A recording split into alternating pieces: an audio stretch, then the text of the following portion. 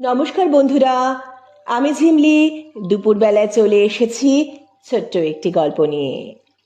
ঝিমলির সাথে রহস্য গল্প। আজকে শুনব প্রিয় লেখিকা সুচিত্রা ভট্টাচার্যের বনলতা। গল্পটি ভালো লাগলে লাইক করবেন, অনেক শেয়ার করবেন এবং আপনাদের মতামত জানাবেন, এবং চ্যানেলটিকে অবশ্যই সাবস্ক্রাইব করার জন্য অনুরোধ রইল। আজকে আমরা শুনছি বনলতা। কলেজে গরমের ছুটি। দুপুরবেলা খেয়ে উঠে পরীক্ষার খাতার স্তূপ নিয়ে বসেছি। হঠাৎ কলিং বেলের ঘ্যাঁ ঘ্যাঁ। উফ, এখন আবার কে এলো? নির্ঘাত সেলস গার্ল। আজকাল এই এক হয়েছে, সারাটা দুপুর উৎপাত চালায় মেয়েগুলো। শ্যাম্পু, সাবান, ক্রিম, বড়ি, আচার, ধূপ, ফিনাইল, ব্রা, প্যান্টি, কিছু না কিছু গছানোর জন্য হানা দেয় অবিরাম। বাড়িটা বড় রাস্তায় হয়ে আরও যেন জ্বালা হয়েছে। এদের হাত থেকে রক্ষা পাওয়া মুশকিল। আবার বেল বাজল। আবার। আমার সবিতা রানী গেলেন কোথায়? না বলে পাড়া বেড়াতে বেরোলেন নাকি? না ভোঁস ভোঁস করে নাক ডাকাচ্ছেন? অগত্যা উঠতেই হলো। বিরক্ত মুখে চোখ রাখলাম দরজার ম্যাজিক হলে। ওপারে এক বয়স্কা মহিলা, বৃদ্ধাই বলা যায়। পরনে সাদা শাড়ি, চোখে কালো ফ্রেমের চশমা, কাঁধে ঝোলা ব্যাগ।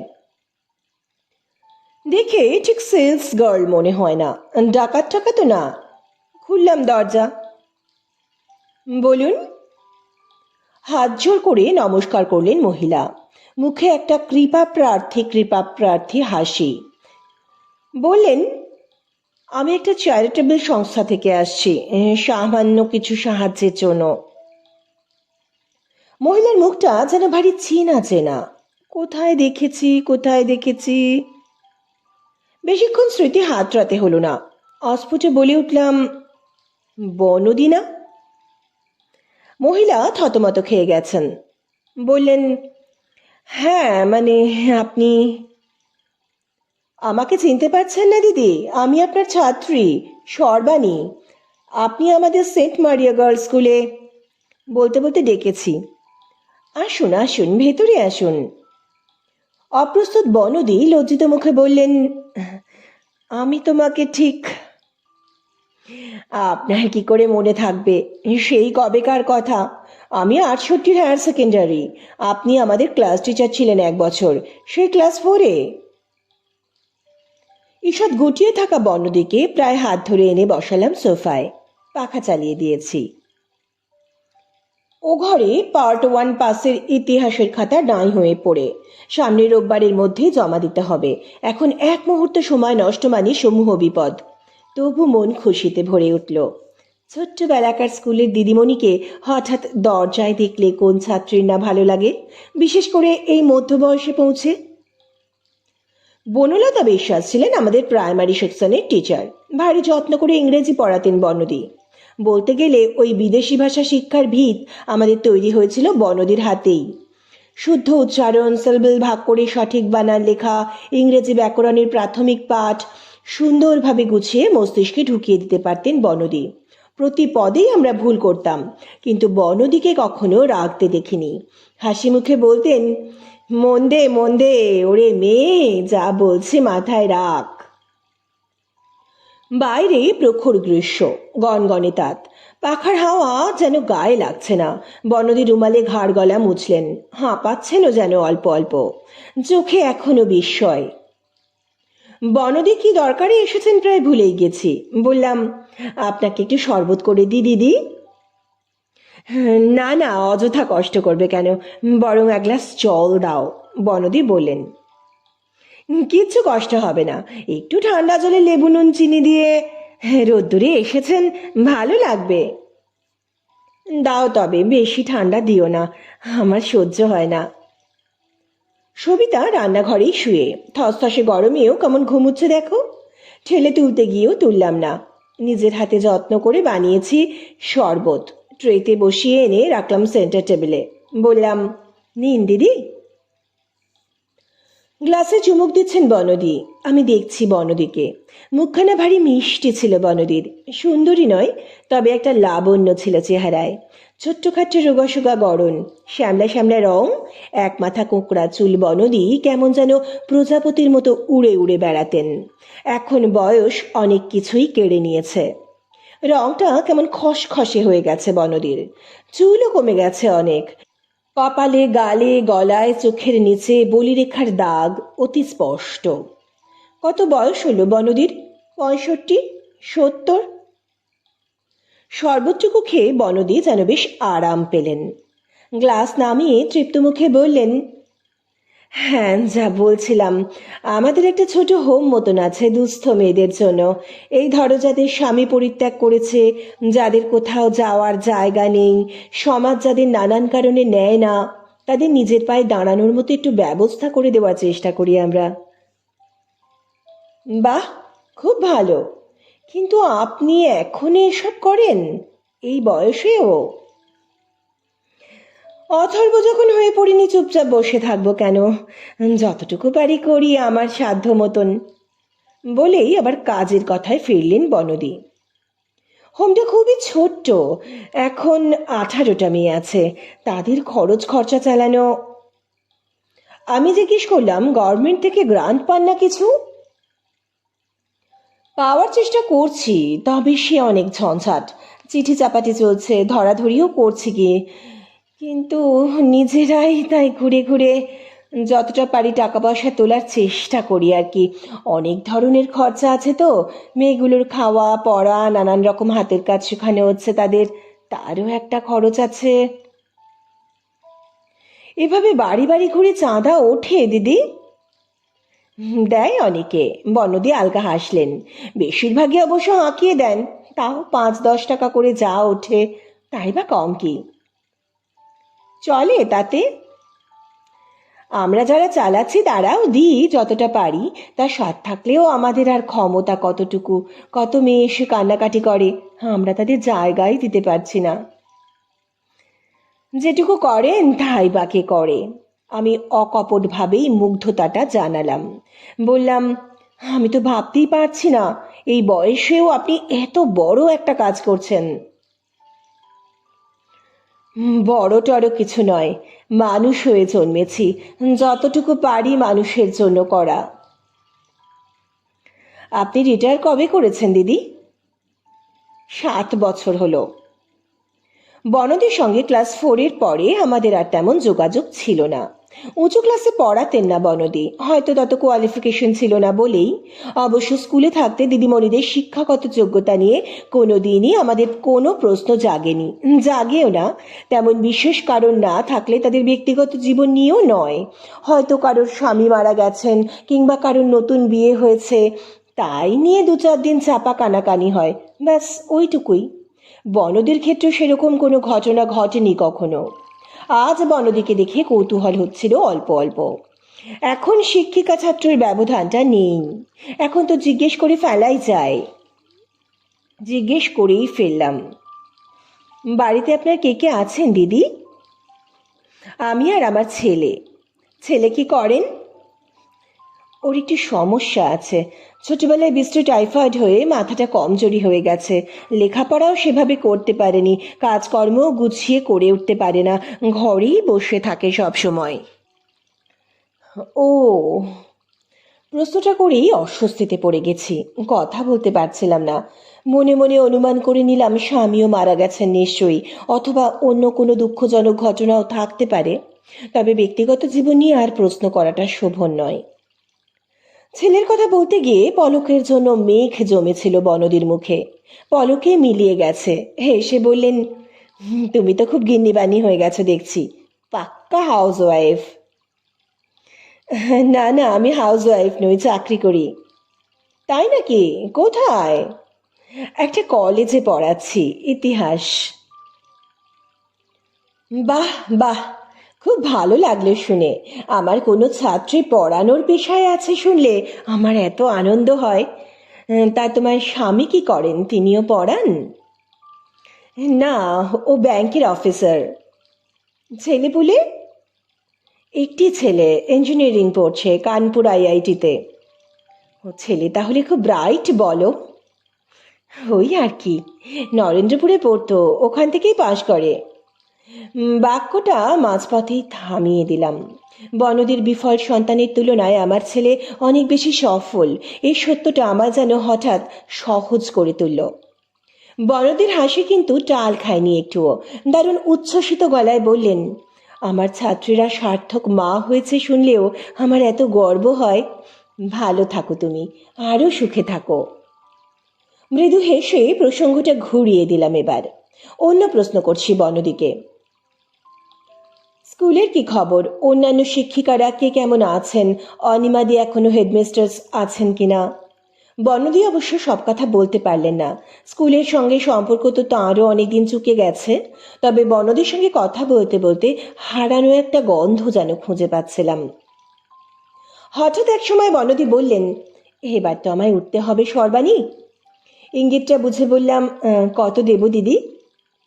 যা তোমার খুশি। শোয়ার ঘরে গিয়ে আলমারি খুলে ভ্যানিটি ব্যাগ বার করলাম। কত দি? 50 দেব না 100? 100ই দি। বনদী টাকাটা পেয়ে ভীষণ খুশি। ঝোলা ব্যাগ থেকে একটা বই বার করে রসিদ লিখে দিলেন ঝটপট। বললেন, এই যে তুমি দুঃখী মেয়েদের জন্য ভাবলে, এইটাই আমার সবচেয়ে বড় পাওনা সর্বাণী। ভারী প্রসন্ন মুখে চলে গেলেন বনদী। এরপর থেকে মাঝে মাঝেই আসা শুরু হলো বনদীর। মাসখানেকের মাথায় এসে বেশ কয়েকটা পুরনো শাড়ি জামা নিয়ে গেলেন, হোমের মেয়েরা পরবে। সপ্তাহ তিনেক পরে ফের এলেন। এবার প্রার্থনা টাকা, মেয়েদের জন্য উল বোনার মেশিন কিনবেন চাঁদা তুলে তুলে। আমি থাকি না বলে এখন আর দুপুরের দিকে আসেন না, হয় সন্ধেবেলা নয় বেছে বেছে ছুটির দিন। পুজোর মুখে মুখে এসে আরও শখানিক টাকা নিয়ে গেলেন। পুজোর সময় মেয়েগুলো পুরনো কাপড় পরে ঘুরবে, এ নাকি তার বুকে বাজছে। শীতের মুখে মুখে এলেন একবার, মেয়েদের হাতের কাজের একটা প্রদর্শনী করতে চান কোনো ছোট হল ভাড়া নিয়ে। সেখানেও আমার সাহায্য দরকার। লেবু চটকালে তেতো হয়। আমি ক্রমশ উত্তক্ত বোধ করছিলাম। ছাত্রী পরিচয় দিয়ে এ তো মহা গেরো হলো। কলেজে পড়ায় জেনে আরও যেন জোর পেয়ে গেছেন, ভাবছেন টাকার গাছে দর্শন মিলেছে, একে ঝাঁকালেই কিছু না কিছু মিলবে। আশ্চর্য, এই মানুষগুলো বোঝে না কোনো ব্যাপারেই বেশি বাড়াবাড়ি করতে নেই। উনি সমাজসেবা করে নাম কিনছেন, আমি কেন বারবার তার জন্য কিছু করে খসিয়ে যাব? মাস মাস 5-10 টাকা করে নিয়ে যাক, সেও তবু মেনে নেওয়া যায়। কিন্তু এই যে একেবারে ঘাড়ের ওপর উঠে পড়া, সময় অসময়ও জ্ঞান নেই। এলে আজকাল আর উঠতেই চান না। নিজের মনে হোমের সমস্যার কথা বলে চলেছেন তো বলেই চলেছেন। বয়স হলে যা হয়, আগে কি বলেছেন তাও মনে থাকে না, একই কথা পুনরাবৃত্তি করে যান। দে তো হাসি হেসে শুনতে যে কি বিরক্তি লাগে। এই তো সেদিন থিয়েটার দেখতে যাব, দুম করে বনদীর আবির্ভাব। হোমে কোনো একটি মেয়ে নাকি আগের হপ্তায় অসুস্থ হয়ে পড়েছিল, তাকে নিয়ে বনদীকে নাকি ছুটতে হয়েছিল হাসপাতালে। অপারেশন হয়েছে মেয়েটির। রক্ত জোগাড় করতে কিভাবে নাজেহাল হতে হয়েছে বনদীকে, সেই কাহিনীও বিস্তারিতভাবে শুনতে হলো মুখ বুজে। সবিতা চা মিষ্টি দিল। বনদীর খাওয়া শেষ। আমি সমানে উসখুস করছি, অশোক ইশারা করছে ঘন ঘন, কিন্তু বনদী নট নড়নচড়ন। গেলেন প্রায় 6:45 বাজিয়ে। হুড়মুড় করে তৈরি হলাম বটে, ট্যাক্সিও নিলাম, তবু শো শুরু হওয়ার আগে কিছুতেই হলে পৌঁছতে পারলাম না। নাটকের মাঝখানে ঢোকা মানে দর্শকদের টিপ্পনি গেলা। অশোক তো সেদিন চোটে লাল, বলে এত কিসের আহ্লাদীপনা, মুখের ওপর বলতে পারো না আমার কাজ আছে? সত্যি এবার বনদীকে সোজাসুজি কিছু বলে ফেলা দরকার, কাহা তো কার এই অত্যাচার সহ্য করা যায়। এবছর শীত ভালো করে পড়লই না, মাঘ মাসেই ঠান্ডা উধাও। ফাল্গুনে তো রীতিমতো গরম, ভোরের দিকে তাও একটু শিরশিরে ভাব থাকে, কিন্তু 9টা-10টার মধ্যেই বেজায় চড়ে যায় রোদ্দুর। ফাল্গুনে এমন গরম কালে ভদ্রে পড়ে। রবিবার সকাল, একটু রান্না বান্না করছিলাম। অশোকের 2 পুরনো বন্ধু খাবে আজ, সস্ত্রীক। বড় বড় চিংড়ি এনেছে অশোক, মালাইকারি হবে, সঙ্গে কই মাছের গঙ্গা যমুনা, সোনামুগের ডাল, ভেটকির ফ্রাই, প্রচুর হ্যাপা, নারকোল করোরে, দুধ বার করোরে, ফ্রাই গররে। সবিতা সাহায্য করছে হাতে হাতে। রান্নাঘরে নিয়মিত থাকার অভ্যেসটা ছেড়ে গেছে বলে তবু যেন দিশা পাচ্ছি না। ভিনিগার ঠিক মতো ঢাললাম তো? তখনই কলিং বেল ঘ্যাঁ ঘ্যাঁ। অশোক হেসে বলল, যাও, হয়ে গেল। কে? আর কে? তোমার দিদিমণি। এবার বনদী বেশ কিছুদিন পরে এলেন, প্রায় মাস দুয়েক। তবু শুনেই মেজাজ তেতো হয়ে গেল। আবার এই অসময়ে? ভুরু কুঁচকে বললাম, কাটিয়ে দাও না, বলো আমি ভীষণ ব্যস্ত। বললে কি নড়বেন? অশোক ঠোঁট ওল্টালো। খাল কেটে কুমির এনেছো, নিজের কুমির নিজেই সামলাও। আহা, দরকারটা কি একবার জিজ্ঞেস করে দেখো না। গিয়ে জেনে নাও, তবে দয়া করে মনে রেখো 12টা বাজে, প্রভাস পল্লবরা এক্ষুনি এসে পড়লো বলে। ন্যাপকিনে হাত মুছতে মুছতে ড্রয়িং স্পেসে এলাম। বেজার মুখে একটা ইলাস্টিক হাসি টেনে বললাম, কি খবর দিদি? বনদী খবরের কাগজখানা উল্টোচ্ছিলেন। মুড়ে রেখে বললেন, তুমি কেমন আছো? ভালো। ঝটপট বলে ফেললাম, রান্না করছি, কিছু গেস্ট আসছেন খেতে। ও, তাহলে তো এখন আসাটা উচিত ছিল না।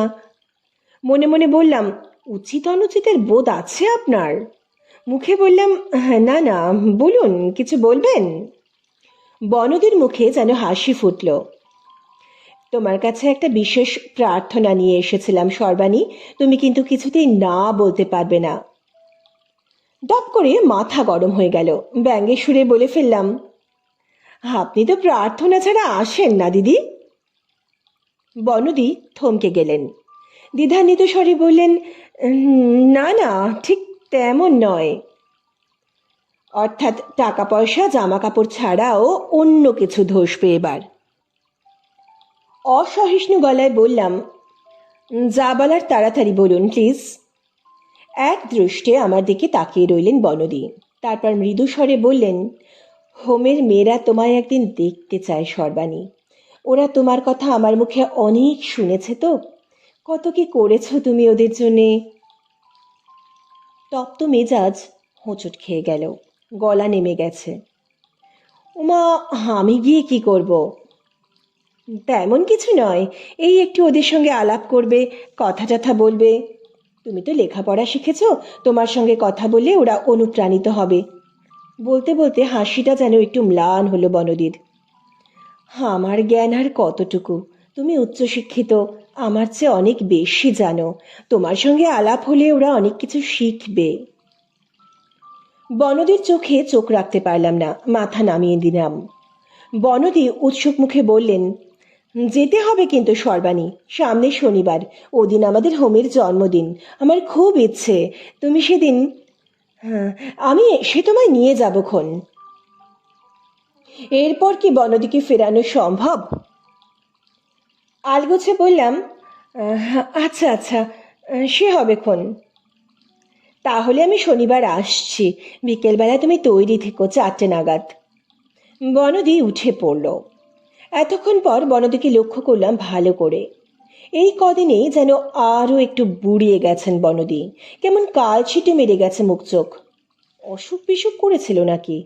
এমন মানুষকে বসতে না বলা কি অন্যায় হলো? ভদ্রতা করে বললাম, একটু চা খেয়ে যান না বনদী। না না, আজ থাক, তুমি আজ ব্যস্ত আছো। এমনি খবর টবর সব ভালো তো আপনার? চলছে। 2-1 সেকেন্ড চুপ করলেন বনদী। ছোট্ট একটা শ্বাস ফেলে বললেন, ছেলেটাকে নিয়ে বড় ধকল গেল। কি হয়েছে ছেলের? হয়েছে নয়, হয়েছিল, এখন আর সে নেই। বনদীর গলা সহসা ধরা ধরা। ম্যালিগন্যান্ট ম্যালেরিয়া, খুব চেষ্টা করেছিলাম, রইল না। আমি পলকের জন্য স্তম্ভিত। মুখ দিয়ে প্রশ্ন ঠিকরে আসছিল, তবু আপনি হোমের কাজে বেরিয়েছেন বনদী? হঠাৎ টের পেলাম কোনো শব্দই বেরুচ্ছে না গলা দিয়ে। চশমা খুলে আঁচলের খুঁটে চোখের কোণ দুটো মুছছেন বনদী। ফের চশমা পরে নিয়ে মিনিট খানেক চুপচাপ দাঁড়িয়ে রইলেন। তারপর বেরিয়ে গেলেন মন্থর পায়ে।